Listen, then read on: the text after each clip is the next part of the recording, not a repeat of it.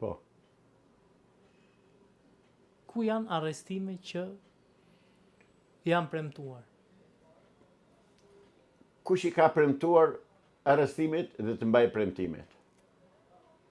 Unë s'kam premtuar gjë. Unë jam referuar deklaratave të misionarit shqiptaro-amerikan, i cili ka folur dhe flet në emër të Shteteve të Bashkuara të Amerikës, edhe mbrëm, jo më larg se mbrëm, e përsëriti dhe tha, tani po të shikojmë çik më gjërë, sikur të ngrihemi me një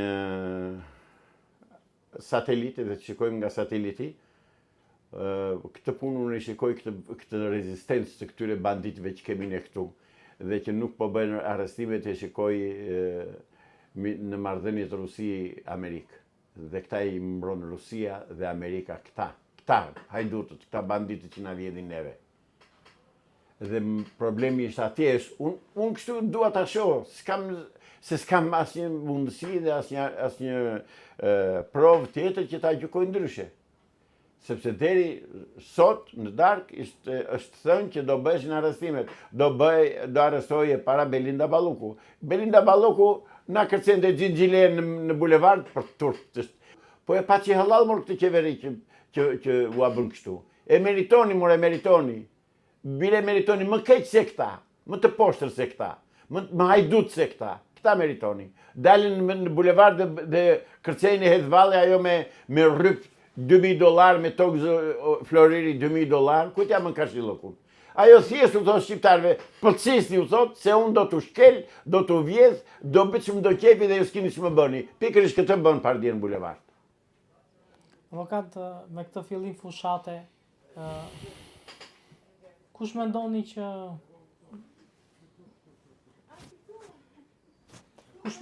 do jetë fituesi i zgjedhjeve? Për mua nuk do bëhen zgjedhjet. Edhe sikur të mos bëhen arrestimet sot, për mua zgjedhjet nuk do bëhen. Nuk do bëhen zgjedhjet, ju thoni që s'do bëhen zgjedhjet, po zgjedhjet është hapur fushata zgjedhore. Po dhe të hapet më unë besoj te Amerika. Kaq. Amerika në asnjë moment ka thënë që nuk është se ka thënë nuk do bëhen zgjedhjet. Ku është shprehur? Jo, përfaqësuesi i Amerikës në Shqipëri, misionari shqiptaro-amerikan, profesor Pilinci, ka thënë që nuk do bëhen zgjedhje, do bëhet qeveri teknike.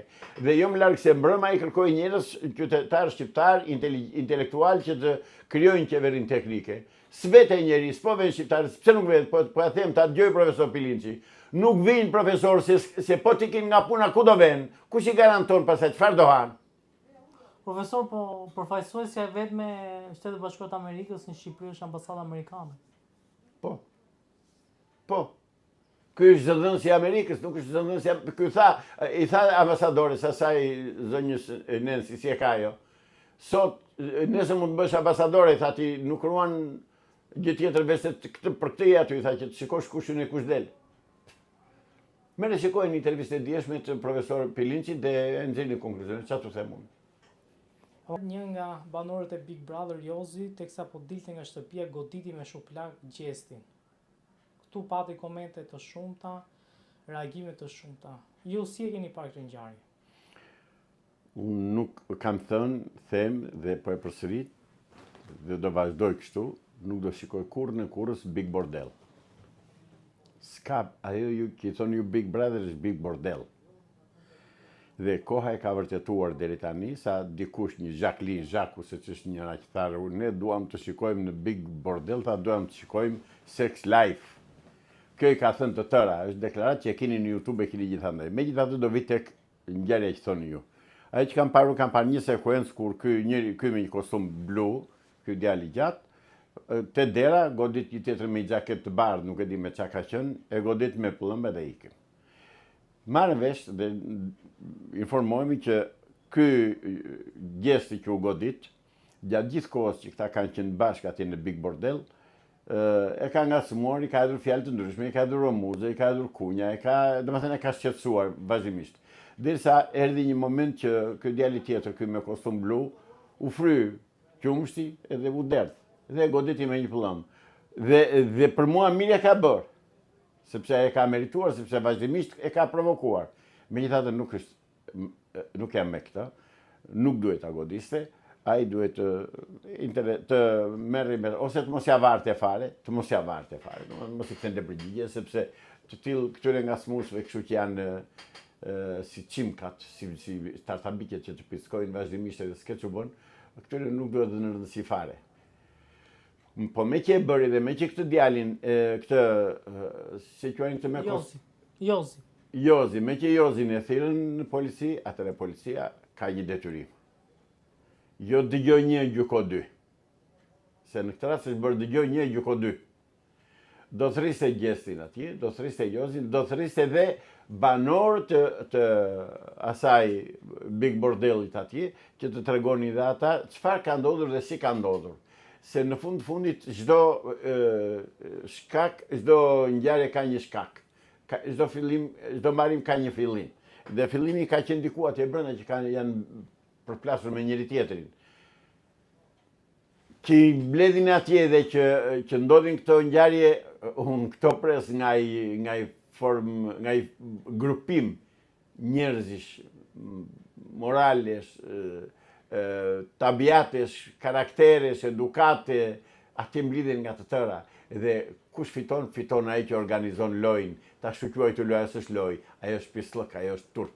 Ajo është një turp kombëtar, që ne s'kemi pse ta marrëm nga anglezët, se anglezët e bën për parë dhe amerikanët. Ne nuk kemi popull, kështu, konglomerat popujsh. Ne jemi një popull shqiptar që kemi traditat dhe zakonet tona dhe nuk kemi pse të imitojmë gjithë majmunët që ka globi. Megjithatë, ata i bëjnë shteti i mbështet, shtetu është bërë që s'ka më moral shqiptar. Avokat, a duhet të dënohet Jozi për pëllëmën që i futi Gjestit? Duhet parë shkakun. Nuk është thjesht një fjalë e dënojmë e qëllojmë me pëllëm. Po pse qëllojmë me pëllëm? Kështu, duke qenë për bukuri vate edhe i futi një pëllëm, jo më zotri ka një të kaluar ajo pëllëma. Ka një shkak ajo pasoj. Pëllëma është pasoja, po shkaku unë mendoj që ka qenë aty brenda gjatë kohës se ata kanë qenë bashkë. Se imagjino se çdo thotë të mbyllësh, se ata janë gjysmë të burgosur. Ata që mbyllen atje në Big Bordel janë gjysmë të burgosur, sepse s'kanë asnjë kontakt me botën e jashtme. Ata vërtet janë një grumbull, ç'të them tani, mos përdor ndonjë llaf, po e thash Big Bordel dhe kjo i mbyll të tëra. Avokat, nëse ty të vjen një ftesë nga produksioni për të qenë pjesë e Big Brotherit, a do futesh? Mua jo një ftesë, edhe jo një shpërblim, po mua të më falin gjithë globin, nuk shkel, atje mblidhet tërë llumi, nuk vjen njerëz me karakter dhe me personalitet atje. Se askush nuk e dërgon motrën e tij atje, apo gruan e tij, apo mirë them, gruan apo motrën.